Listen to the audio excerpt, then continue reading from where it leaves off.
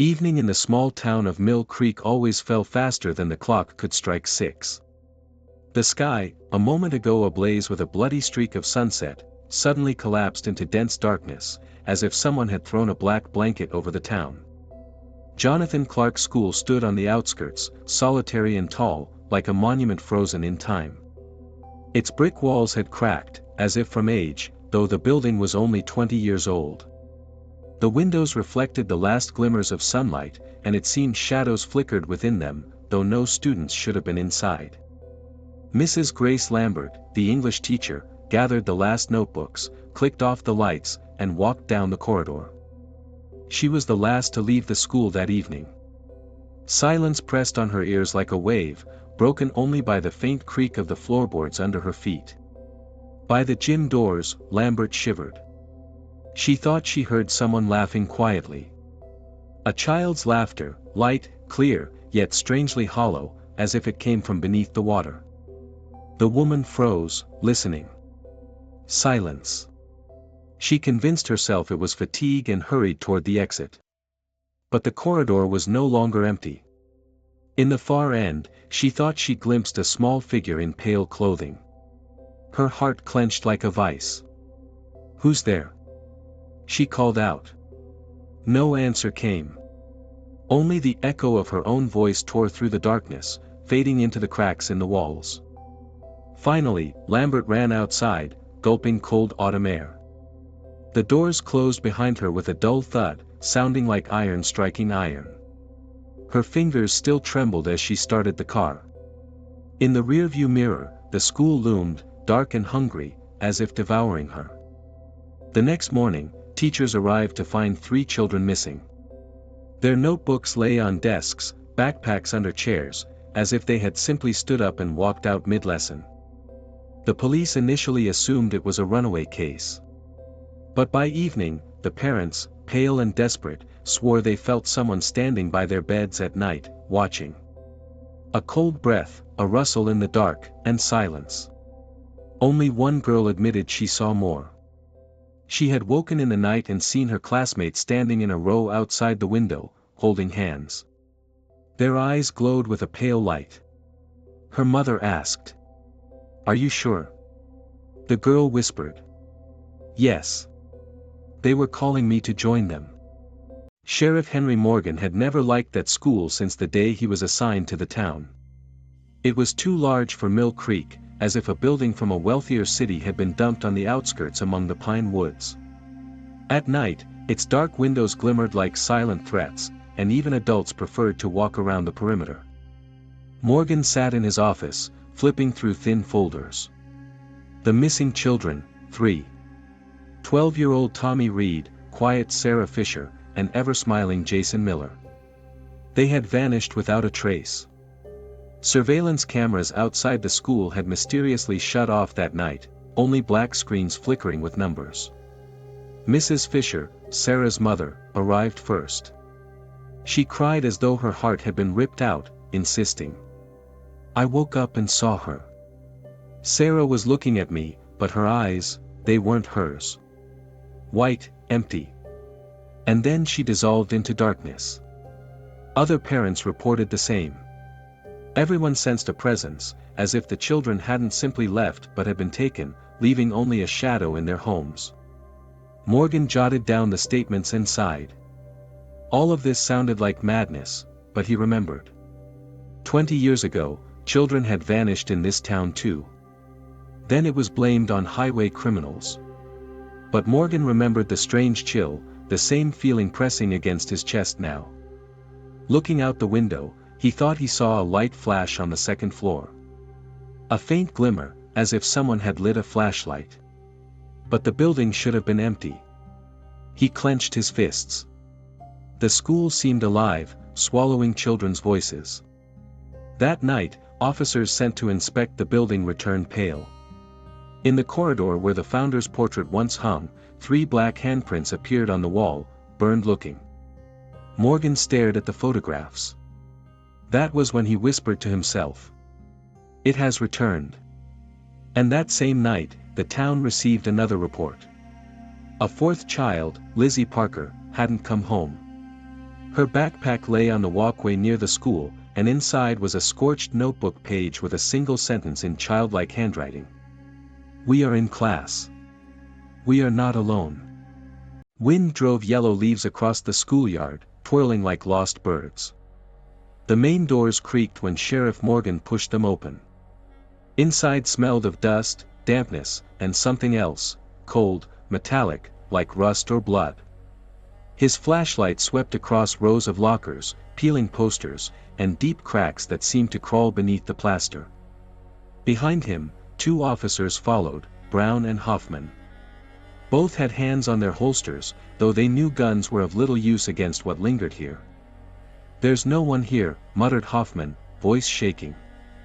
Morgan said nothing. His gaze fell to the floor. Bare footprints, children's footprints, led toward the gym.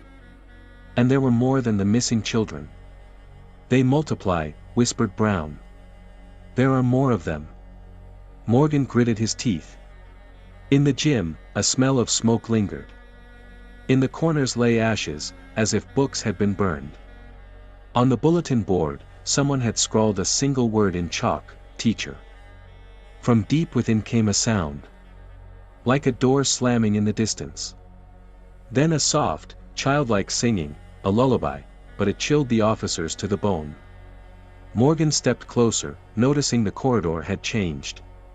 Classrooms had shifted. Where chemistry was yesterday, now lay a narrow passage leading downward into darkness.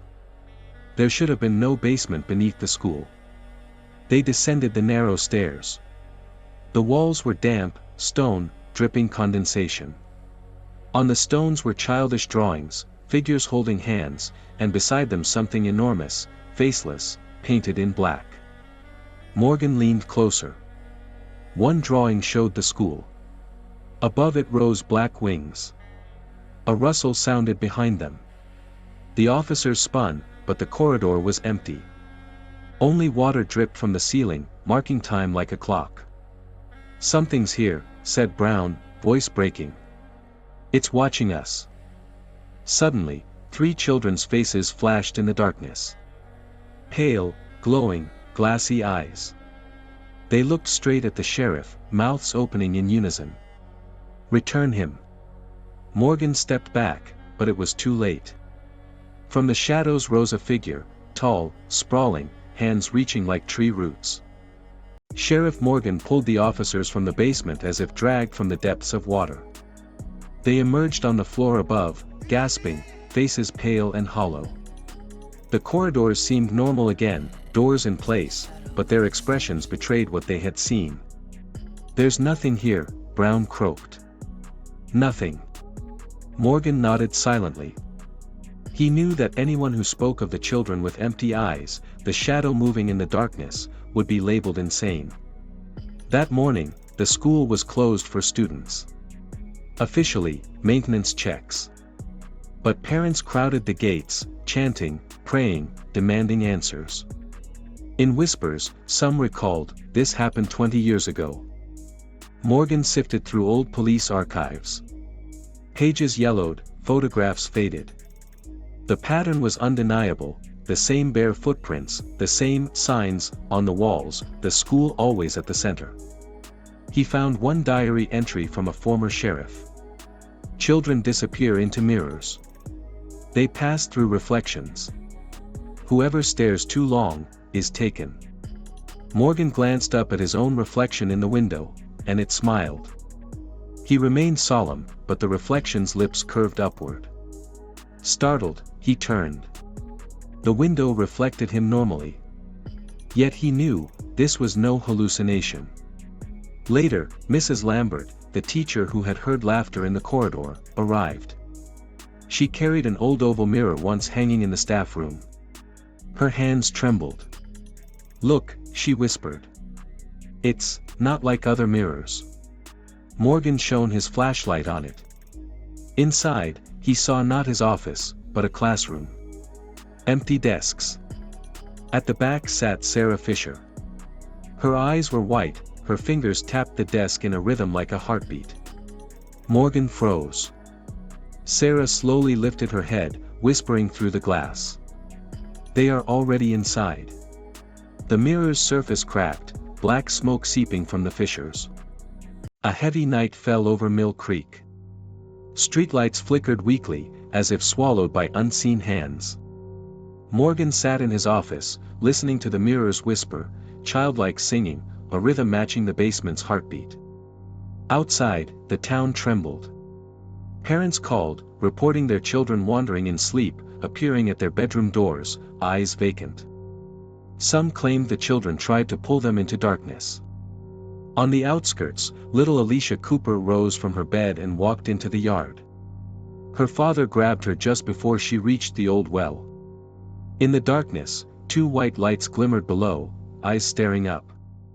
The school lights blinked on, though empty. Shadows stretched unnaturally along the walls. Morgan tried to lead officers inside, but fear paralyzed most. Panic spread, whispers of the keeper, a spirit feeding on children, swept through town. Back in his office, the broken mirror on his desk remained silent, until he looked. This time, it reflected the classroom, filled not with children, but with him. His eyes glowed white, his hands appeared blackened, as if charred. "Now you're a student too," the mirror whispered. The night was so quiet every breath sounded like a drum. Morgan stood at the school doors, flashlight and revolver ready. Brown and Hoffman refused to enter. The doors opened easily, as if expecting him. Corridors glimmered faintly with no source of light. Shadows slithered along walls, moving ahead as he stepped forward. Bare footprints glowed faintly, like sand absorbing moonlight. Then a child's voice whispered. "This way, Sheriff, we are waiting." Morgan opened a classroom door, and froze. The missing children sat at desks. 40 pairs of pale eyes stared at him. Smiles empty, identical. At the blackboard stood a figure in black, hood shadowing its face. Hands stretched toward the children, root-like. "You're late," it said, voice like static. "The class is full." Morgan fired. The bullet passed through the figure as if through smoke, hitting the wall. The children didn't flinch. They began to chant. "Learn, learn, learn." The walls shook. Chalk wrote by itself, "Teacher. Eternal. Always." The figure leaned closer, face a void radiating cold. "They came themselves," it whispered. "Fear exists in every child. I am fear." Shadows seized Morgan's legs. He fell. Children rose, steps echoing in his head.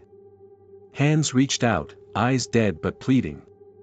He raised the flashlight, its beam flared, and the figure screeched, retreating momentarily. Shadows released him. A whisper behind him. "Now you're a student." Morgan awoke with a sharp pain in his temples. He was in his office, though he couldn't recall leaving the school. The broken mirror on his desk had reassembled itself. His heart raced. In the glass, he didn't see his office, but the school corridor. A child stood far away, approaching, though the office doors remained shut. Stepping outside, the streets looked altered, buildings twisted, as if painted incorrectly. He ran toward a figure, and it dissolved into black ash. All around, mirrors appeared, on walls, store windows, even puddles. Children from the reflections stared at him. His own reflection grinned, holding a rusty key. "The doors are open," it said. "You're late." Mirrors glowed white. Children heading to school dissolved into the reflections. Hands reached out from every mirror. Morgan followed the faint light to the school. Inside, the gym smelled of wet earth. Beneath his feet, dry root-like structures crunched. In the center, black roots pulsed, glowing with small, childlike eyes. "Cut it," whispered the voices of children trapped inside.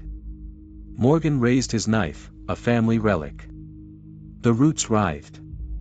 Shadows of children pleaded. The figure in black appeared taller, more twisted. "You don't understand. The root is me." Shadows closed around him.